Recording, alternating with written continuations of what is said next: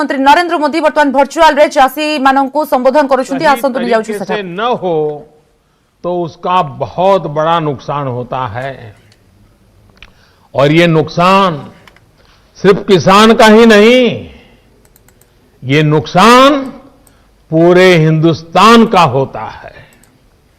एक अनुमान है कि करीब करीब 1 लाख करोड़ रुपए के फल, सब्जियां और अनाज हर साल इस वजह से बर्बाद हो जाते हैं। लेकिन पहले इसे लेकर भी बहुत ज्यादा उदासीनता थी। अब हमारी प्राथमिकता भंडारण के नए केंद्र,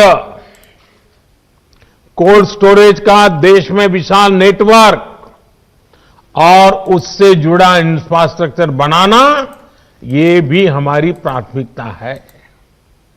मैं देश के व्यापारी जगत को, उद्योग जगत से भी आग्रह करूंगा कि भंडारण की आधुनिक व्यवस्थाएं बनाने में, कोल्ड स्टोरेज बनाने में, फूड प्रोसेसिंग के नए उपक्रम लगाने में हमारे देश के उद्योग और व्यापार जगत के लोगों ने भी आगे आना चाहिए। सारा काम किसानों के सर पे मढ़ देना, ये कितना उचित है? हो सकता है आपकी कमाई थोड़ी कम होगी, लेकिन देश के किसान का, देश के गरीब का, देश के गांव का भला होगा। साथियों, भारत की कृषि, भारत का किसान अब और पिछड़ेपन में नहीं रह सकता। दुनिया के बड़े बड़े देशों के किसानों को जो आधुनिक सुविधा उपलब्ध है, वो सुविधा भारत के भी किसानों को मिले, इसमें अब और देर नहीं की जा सकती। समय हमारा इंतजार नहीं कर सकता। तेजी से बदलते हुए वैश्विक परिदृश्य में भारत का किसान सुविधाओं के अभाव में, आधुनिक तौर तरीकों के अभाव में असहाय होता जाए, ये स्थिति स्वीकार नहीं की जा सकती। पहले ही बहुत देर हो चुकी है। जो काम 25-30 साल पहले हो जाने चाहिए थे, वो आज करने की नौबत आई है। पिछले 6 साल में हमारी सरकार ने किसानों की एक एक जरूरत को ध्यान में रखते हुए अनेक महत्वपूर्ण कदम उठाए हैं। इसी कड़ी में देश के किसानों की उन मांगों को भी पूरा किया गया है जिन पर बरसों से सिर्फ और सिर्फ मंथन चल रहा था।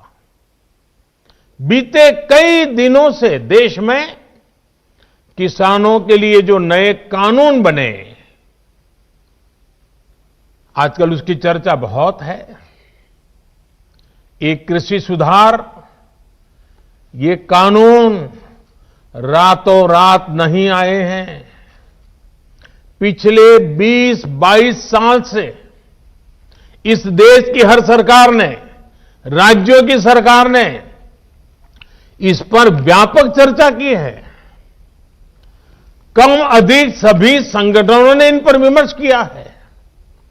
देश के किसानों के संगठन, कृषि एक्सपर्ट्स, कृषि अर्थशास्त्री, कृषि वैज्ञानिक, हमारे यहां के प्रोग्रेसिव किसान भी लगातार कृषि क्षेत्र में सुधार की मांग करते आए हैं। सचमुच में तो देश के किसानों को उन लोगों से जवाब मांगना चाहिए जो पहले अपने घोषणा पत्र में इन सुधार करने की बात लिखते थे, वकालत करते थे और बड़ी बड़ी बातें करके किसानों के वोट बटोरते रहे, लेकिन अपने घोषणा पत्र में लिखे गए वादों को भी पूरा नहीं किया। सिर्फ इन मांगों को टालते रहे, क्योंकि किसानों की प्राथमिकता नहीं था और देश का किसान इंतजार ही करता रहा। अगर आज देश के सभी राजनीतिक दलों के पुराने घोषणा पत्र देखे जाएं, तो उनके पुराने बयान सुने जाएं, पहले जो देश की कृषि व्यवस्था संभाल रहे थे, ऐसे महानुभावों की चिट्ठियां देखी जाए, तो आज जो कृषि सुधार हुए हैं वो उनसे अलग नहीं है। वो जिन चीजों का वादा करते थे, वही बातें इन कृषि सुधारों में की गई हैं। मुझे लगता है उनको पीड़ा इस बात से नहीं है कि कृषि कानूनों में सुधार क्यों हुआ। उनको तकलीफ इस बात में है कि जो काम हम कहते थे लेकिन कर नहीं पाते थे, वो मोदी ने कैसे किया, मोदी ने क्यों किया, मोदी को इसका क्रेडिट कैसे मिल जाए। मैं सभी राजनीतिक दलों को हाथ जोड़ के कहना चाहता हूं, आप सारा क्रेडिट अपने पास रख लीजिए। आपके सारे पुराने घोषणा पत्रों को ही मैं क्रेडिट देता हूं, मुझे क्रेडिट नहीं चाहिए। मुझे किसान के जीवन में आसानी चाहिए, समृद्धि चाहिए, किसानी में आधुनिकता चाहिए। आप कृपा करके देश के किसानों को बरगलाना छोड़ दीजिए, उन्हें भ्रमित करना छोड़ दीजिए। साथियों, ये कानून लागू हुए 6-7 महीने से ज्यादा समय हो चुका है, लेकिन अब अचानक भ्रम और झूठ का जाल बिछाकर अपनी राजनीतिक जमीन जोतने के खेल खेले जा रहे हैं। किसानों के कंधे पर बंदूक रखकर वार किए जा रहे हैं। आपने देखा होगा, सरकार बार बार पूछ रही है, मीटिंग में भी पूछ रही है, पब्लिकली पूछ रही है, हमारे कृषि मंत्री टीवी इंटरव्यू में कह रहे हैं, मैं खुद बोल रहा हूं कि भाई आपको कानून में किस क्लॉज में क्या दिक्कत है बताइए। जो भी दिक्कत है वो आप बताइए। तो इन राजनीतिक दलों के पास कोई ठोस जवाब नहीं होता,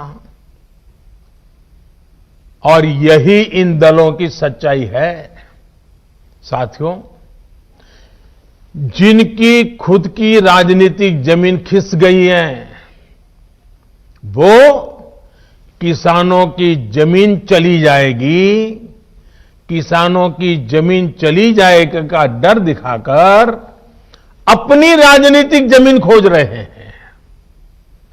आज जो किसानों के नाम पर आंदोलन चलाने निकले हैं, जब उनको सरकार चलाने का या सरकार का हिस्सा बनने का मौका मिला था, उस समय इन लोगों ने क्या किया, ये देश को याद रखना जरूरी है।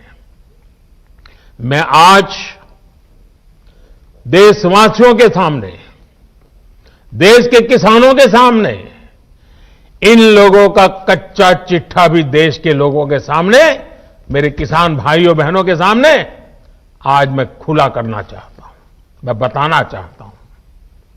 साथियों, किसानों की बातें करने वाले लोग आज झूठे आंसू बहाने वाले लोग कितने निर्दयी हैं, इसका बहुत बड़ा सबूत है स्वामीनाथन कमेटी की रिपोर्ट। स्वामीनाथन कमीशन की रिपोर्ट आई, लेकिन ये लोग स्वामीनाथन कमेटी की सिफारिशों को 8 साल तक दबाकर बैठे रहे। किसान आंदोलन करते थे, प्रदर्शन करते थे, लेकिन इन लोगों के पेट का पानी नहीं लिहला। इन लोगों ने यह सुनिश्चित किया कि इनकी सरकार को किसान पर ज्यादा खर्च न करना पड़े, इसलिए इस रिपोर्ट को दबा दो। इनके लिए किसान देश की शान नहीं, इन्होंने अपनी राजनीति बढ़ाने के लिए किसान का समय समय पर इस्तेमाल किया है। जबकि किसानों के लिए संवेदनशील, किसानों के लिए समर्पित हमारी सरकार किसानों को अन्नदाता मानती है।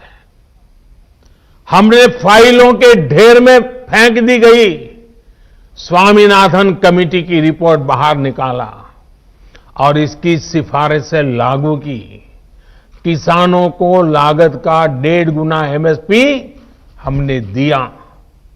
साथियों, हमारे देश में किसानों के साथ धोखाधड़ी का एक बहुत ही बड़ा उदाहरण है कांग्रेस सरकारों के द्वारा की गई कर्ज माफी।